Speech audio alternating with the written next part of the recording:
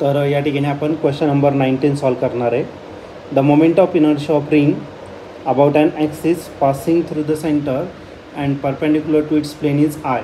तर एक रिंग दिलेला आहे ज्याचा मोमेंट ऑफ इनर्शिया आय इतका आहे जो सेंटरपासून पास होतो आहे.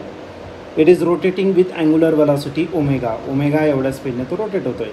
अनादर आयडेंटिकल रिंग इज, तर दुसरे आयडेंटिकल रिंग घ्यायचं आहे. याचा अर्थ त्याचा मोमेंट ऑफ इनर्शिया पहिल्याच्या मोमेंट ऑफ इनर्शिया इतका असेल. Identical ring is gently place on it. तर पहिल्या रिंगवरती दुसरी रिंग आपल्याला प्लेस करायचं आहे म्हणजे त्याचा स्पीड कमी होणार.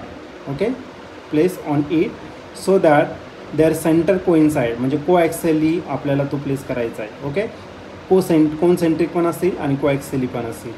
If both the rings are rotating about the same axis then loss in kinetic energy is.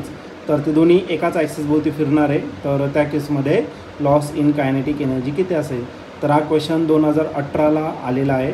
तर याचे 4 ऑप्शन आहे तर बघू आपण ते. First I omega square divided bye 2, second option I omega square divided by 4, third option I omega square divided bye 6 आणि last option I omega square divided bye 8. तर याचं काय आन्सर येईल तर आपण ते डिस्कस करू. तर आपल्याला एक क्वेश्चनमध्ये एक रिंग दिलेला आहे त्याचा मोमेंट ऑफ इनर्शिया आय इतका आहे. एक रिंग घेतली त्याचा याच्या अराउंड ॲक्सिस पास होणार आणि ॲक्सिसपासून जर पास केलं त्याचा मोमेंट ऑफ इनर्शिया आय इतका असेल आणि याचा अँग्युलर स्पीड किती येतात ओमेगा इतका आहे. ओके, ही पहिली केस दिलेली आहे. नंतर एक वेगळी रिंग घेतलेली आहे.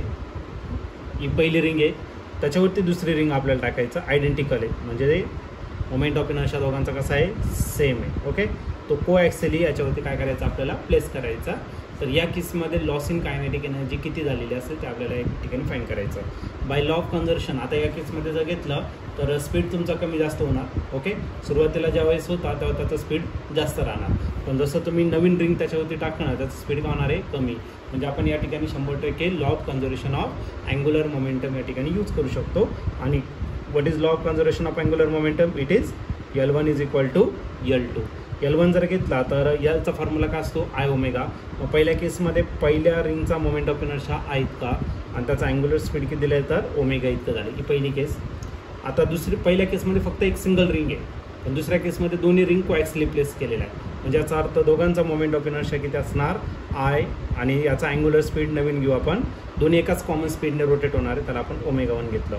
दुसरी जी रिंग आहे त्याच्यावरती टाकली त्याचा पण मोमेंट ऑफ इनर्शिया आय इतका आणि अँग्युलर स्पीड किती असेल तर ओमेगा 1च इतका असेल कारण कॉमन स्पीडने ते रोटेट होणार आहे. ठीक आहे, म्हणजे हा राहिला I omega is equal to या दोघांचं जर ॲडिशन केलं तर 2 आय ओमेगा 1 इतका राहणार. ठीक आहे, म्हणजे तुमचा मोमेंट ऑफ इनर्शिया या ठिकाणी काय होणार आहे डबल होणार आहे. ओके, आणि स्पीड काय होणार तर स्पीड काय होईल ते बघून घेऊ आपण. आय काय होणार या ठिकाणी कॅन्सल. 2 इकडे काय आहे मल्टिप्लाय, इकडे काय झाला डिवाइड. मग ओमेगा 1 इज इक्वल टू काय असेल तर ओमेगा डिवायडेड बाय 2 म्हणजे स्पीड हाफ झालं मोमेंट ऑफ इनर्शिया डबल झालं. ओके, तर ही पहिली टर्म झालं. आता तुम्हाला काय सांगितलं आहे तर तुम्हाला फाईंड करायचं लॉस इन कायनेटिक एनर्जी आपल्याला फाईंड करायचं आहे. लॉस इन कायनेटिक एनर्जी आपण ईने रिप्रेझेंट करणार. मग कोणती एनर्जी असेल तर या ठिकाणी रोटेशनल कायनेटिक एनर्जी. ओके, मग इनिशियल रोटेशनल कायनेटिक एनर्जीमधून फायनल रोटेशनल कायनेटिक एनर्जी काय करायचं मला मायनस करायचं. What is kinetic energy rotational? It is 1/2 I omega square. मग पहिलं जर घेतलं रिंग तर त्याचा मोमेंट ऑफ इनर्शिया आय इतका, त्याचा अँग्युलर स्पीड ओमेगा इतकं. ओके, काय अडचण नाही. दुसऱ्या ह्याच्यात 1/2 तसंच राहील. आय किती तर या केसमध्ये आय डबल झालेला आहे जेव्हा दोन्ही रिंग एकमेकांवरती कोॲक्सिली प्लेस करणार त्या केसमध्ये त्याचा मोमेंट ऑफ इनर्शिया डबल झालेला आहे आणि अँग्युलर स्पीड किती आहे तर त्याचा ओमेगा 1 स्क्वेअर इतका आहे. ऑलरेडी ओमेगा 1 स्क्वेअरची व्हॅल्यू आपण फाईंड केलेली आहे बघा इथं इक्वेशन नंबर 1मध्ये. तर इक्वेशन नंबर 1ची ओमेगा 1ची व्हॅल्यू पुट करून टाका. मारायला 1/2 I omega square as it is minus 1/2 into 2 I पण तसंच ठेवला फक्त ओमेगा 1च्या जागी मी काय लिहिणार तर ओमेगा डिवायडेड बाय 2 त्याचा स्क्वेअर. ओके, आता या दोन्ही टर्ममधून काहीतरी कॉमन येणार आहे मग आपल्याला चेंज इन कायनेटिक एनर्जी भेटेल आणि ही जी चेंज इन कायनेटिक एनर्जी आहे ही किती भेटणार आहे तर कॉमन घेतल्यानंतर 1/2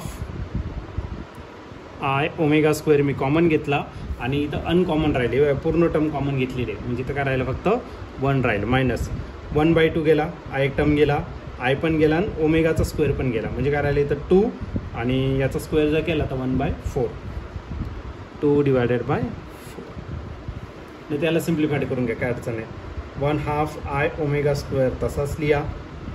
ओके, -1/2 इंटू 2I पण तसा लिहा आणि याचा स्क्वेअर करून घ्या. Omega square divided by 4. मग बघा 1/2 I आणि ओमेगा स्क्वेअर म्हणजे 2 डिवायडेड बाय 4 शिल्लक आहे. ठीक आहे.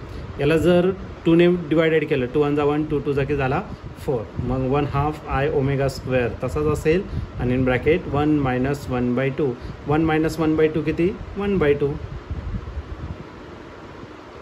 1 1 1च होईल आणि 2 2 की झाला 4. मग झाला 1/4 I ओमेगा स्क्वेअर. हे झालं तुमचं काय, चेंज इन कायनेटिक एनर्जी. कोणती?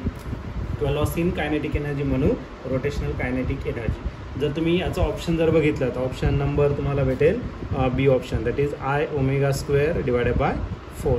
बी ऑप्शन हे तुमचं करेक्ट ऑप्शन राहील आउट ऑफ 4 ऑप्शन.